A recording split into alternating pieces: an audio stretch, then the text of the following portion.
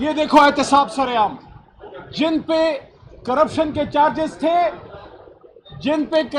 Charges تھے پہلے میل ملا کے نکل گئے باہر، پھر واپس آ گئے رجیم چینج کی صورت میں اقتدار میں، and they changed the very law through which they were prosecuted.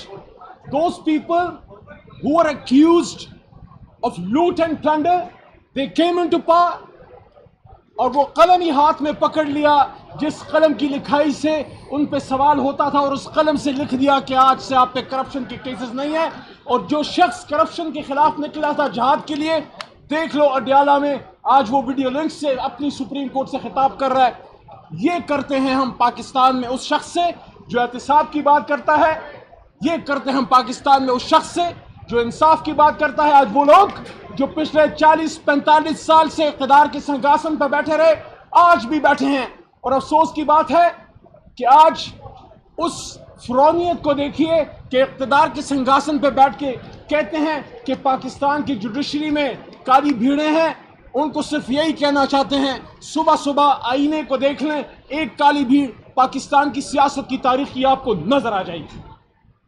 آج عمران خان صاحب کو لائیو ٹیلی کاسٹ کیا جانا چاہیے تھا.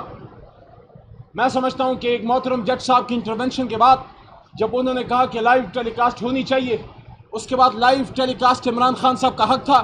بصد احترام، تمام احترام ملحوظ خاطر رکھتے ہوئے محترم چیف جسٹس صاحب، آپ نے فرمایا کہ یہ کیس نیشنل انٹرسٹ کا نہیں ہے یا عوامی پبلک انٹرسٹ کا نہیں ہے، پھر نیب کیوں کھلا ہے؟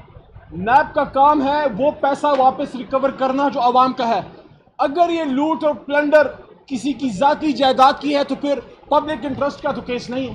لیکن اگر نیب کا کام لوٹ شدہ مال، عوامی مال جو لوٹا گیا ہے اس کو ریکور کرنا ہے، پھر تو پبلک انٹرسٹ ہے. پھر تو عمران خان صاحب کو لائیو ٹیلی کاسٹ کیا جانا چاہیے تھا. پوری قوم انتظار میں تھی، اور آج عمران خان صاحب اگر بات کرتے قوم اس کو سنتی. عمران خان صاحب ہی اس وقت چاہتے ہیں کہ جوڈیشری مضبوط ہو. وہی ان 6 ججز اور تمام جوڈیشری کے پیچھے ہماری تحریک کھڑی ہے جو جوڈیشری کی آزادی کے لیے کھڑے ہیں. تو ہم سمجھتے ہیں کہ عمران خان صاحب کو آج لائیو ٹیلی کاسٹ میں دکھایا جانا چاہیے تھا. بلکہ پچھلی ملاقات میں میرے سامنے سپریم کورٹ کا نوٹس ان کو اس پیشی میں سرو ہوا القادر ٹرسٹ میں، اور خان صاحب نے میرے سامنے لائن لکھی جس پہ انہوں نے بالکل کہا کہ میں اٹینڈ کرنا چاہتا ہوں کورٹ کو اور ان پرسن کرنا چاہتا ہوں. اس موقع پہ میں نے عمران خان صاحب کو، میرے لیفٹ پہ اس طرح بیٹھے ہوئے تھے، میں نے خان صاحب کو کہا کہ خان صاحب آپ نے بالکل صحیح بات لکھی ہے، آپ کو خود جانا چاہیے جس طرح آپ کہہ رہے ہیں کہ آپ جانا چاہتے ہیں. اور میں نے پھر یہ بات کی کہ خان صاحب ایک نیوکلیئر اسلامک اسٹیٹ میں جس کی جری فوج ہے، جس کے مضبوط ادارے ہیں، جو طاقتور ریاست ہے، کوئی کمزور ریاست نہیں ہے، اس میں اتنی سکت ہونی چاہیے کہ اپنے سابق وزیر اعظم کو صرف 40 منٹ کے فاصلے پہ اڈیالہ سے سپریم کورٹ تک اسٹیٹ پروٹیکشن میں لا سکیں. وہ آنا چاہتے تھے، آج ان کو حکومت لے کے نہیں آئی.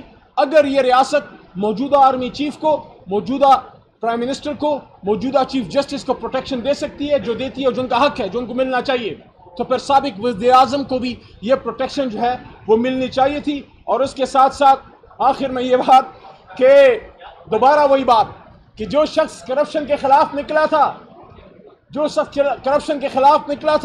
جس نے کہا تھا کہ قوم کا پیسہ نہ خود لوٹوں گا نہ کسی کو لوٹنے دوں گا، آج اس کو گولیاں مروا کے جیل میں ڈال دیا گیا کہ تم کرپشن کے خلاف بات کرتے ہو، تم احتساب کی بات کرتے ہو، تم انصاف کی بات کرتے ہو، لو تمہیں اڈیالہ میں ڈال دیا اور جن پہ الزام تھا ان کو بٹھا دیا.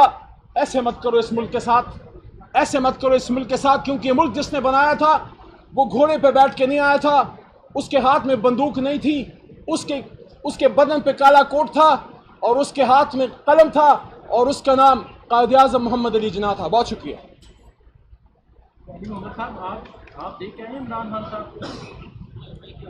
خان صاحب ماشاءاللہ پہلے سے زیادہ فٹ اور زیادہ تندرست، تھوڑا سا ان کو انتظار کرا رہے ہیں تو تھوڑی سی بے چینی مجھے نظر آئی، لیکن جب انہوں نے گفتگو کی تو وہی کانفیڈنس.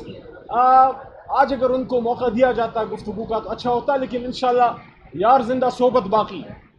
بڑا صبر ہے ہمارے لیڈر میں، ہم میں بھی ہے انشاءاللہ.